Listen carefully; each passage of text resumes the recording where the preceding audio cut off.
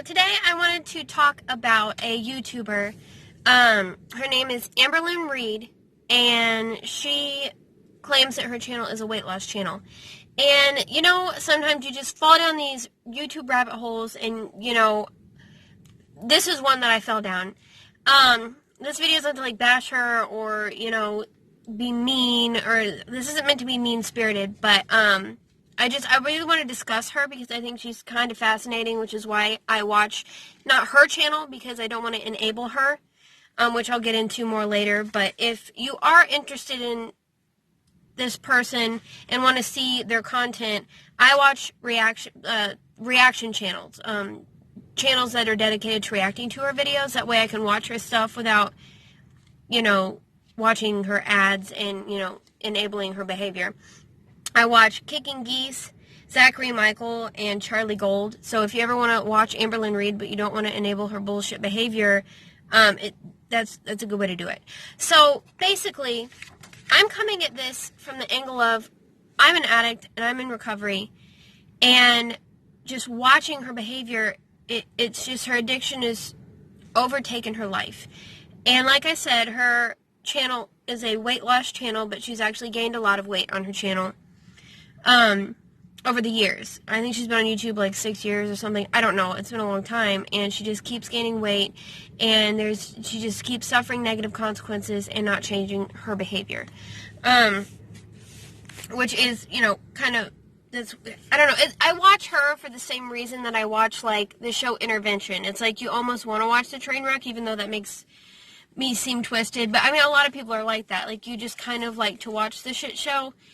As mean as that and weird as that may sound, but like I watch her for the same reason that I watch things like Intervention, and I hope that she gets better, and I hope she deals with her issues, because if not, she's going to really suffer, and she's going to shorten her lifespan a lot. So she is in her late 20s, so she's still young, and she weighs over 500 pounds.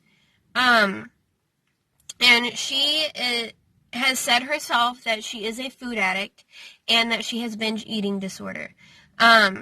She has this cycle, and I don't know who, like, came up with it or whatever, but it is very obvious if you watch her for a while that, you know, she has this cycle of trying a new diet, failing, giving up for a while, and starting over. And it's just this cycle. And, you know, honestly, from an addict's perspective, I understand that cycle, because you try to get clean, you fail, you give up and go full into your full-blown addiction, and then you try again. You know, it's the same cycle that all addicts go through. Hers just happens to be on camera because she chooses to vlog everything. And it's like I consider it just like a vlogging channel, because she vlogs all kinds of stuff. I don't think it's a weight loss channel. I think it's just a vlogging channel. But here's some things that I've noticed with her addiction, and just with her in general. She refuses to get help. Every time help is offered, she first the cycle is she seems excited, she gets into it, and as soon as she realizes she has to actually change her behavior, she bails. And then a lot of times we'll talk shit about the person or professional or program that she was initially trying to get help from. And, you know, it's taking the blame off of her. It's blame shifting, and it's probably to relieve some of her guilt for not following through, and some of her self-hatred, I'm assuming that she has. In order to get to 500 plus pounds, you have to have a little bit of self-hatred, I think, because, I mean, you just don't care about yourself at all, you know. Same way when I was in my active addiction, I didn't give a fuck about myself. So, I mean, I'm speaking from experience. I'm not speaking out of, you know, being mean-spirited or anything. Let's see. I have notes. That's why I'm, like, looking down or whatever. She has a problem with terminal uniqueness. And it's not going to work for me. That may work for every other person on the entire fucking planet, but that's not going to work for me. She's got that real bad. Like, that diet won't work for me. That program won't work for me. That doctor won't work for me. Even though, you know, I know it works. she'll say over and over, I know it works, I know it's da-da-da, but not for me. And, that's a thing that addicts, again, go through a lot, is terminal uniqueness. Like, I'm special. This shit just isn't working for me. I'm different. And it's a really hard mentality to get out of. That's not a mentality I ever had in my addiction. I knew it would work for me if I was willing to work it myself. But I think that terminal uniqueness is a form of denial.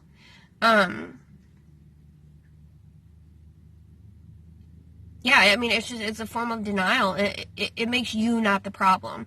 It makes it to where it just won't work for me. There's nothing I can do. It's not that I'm not doing what I'm supposed to be doing. It's that it won't work even if I tried, that kind of thing, She is surrounded by enablers. So she lives with her girlfriend and 2 roommates. So she lives with 3 other people. There was a time where I was watching her channel where I knew she was housebound. She can't drive. She couldn't even get in the car to be the passenger.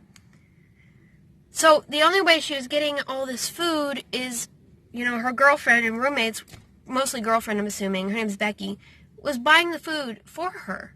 Going and picking it up and doing all this shit. It's like, shame on all of her roommates. Fuck her girlfriend, fuck all them, because I feel like they use her, especially her girlfriend. I feel like she uses her for her money, and she enables her and continues to keep her sick in this weird codependent relationship that they have.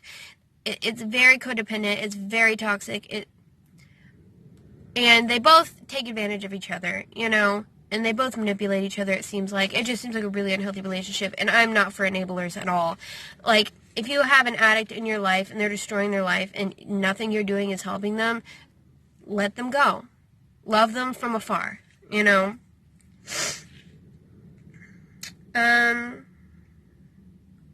thing that she does quite a bit is she lies a lot, like a lot. And it'll be like literally from one video to the next, like a couple days apart. And it's like, do you not realize everything you're saying is like on video? It's kind of bizarre. I think it's also part of the denial. Like, whatever she's thinking in the moment is what it is. And like, even if you're like, you said this though yesterday, it's hard to be a liar when you record everything you fucking say, and she does, but she still sticks with her lies. It's bizarre. Like, you can't, when someone's in denial and in active addiction and manipulating, it's really hard to confront them with the truth, because you can't fight addiction with reason and logic. But yeah, she's really bad about that. Like, you catch her up in lies, you'll watch her video and you're like, bitch, you just said, and shit don't add up. She also has suffered major health consequences from this. Sleep apnea. She keeps getting infections over and over, like bladder infection. She's got cellulitis a bunch of times, which is a skin infection. She is not completely immobile, but basically immobile. She doesn't have a great immune system. She keeps getting sick. It's like, it's clear and obvious that she is suffering major negative consequences due to her overeating. And, with addiction, like, part of addiction is you keep doing it even though you are suffering negative consequences. And I really hope that she has a big enough health scare to scare her straight, but not big enough to actually hurt her, if that makes sense. Because I feel like that's another key point I wrote down was, what's her bottom going to be? Because addicts need a bottom to get better. And I'm really afraid that her bottom is going to be, she gets so sick that she is hospitalized and she has to abide by, like, hospital rules and not eat all this food. Like, I really feel like that's the only way at this point, is if she becomes hospitalized, which I think would benefit her. I think she needs inpatient long-term care.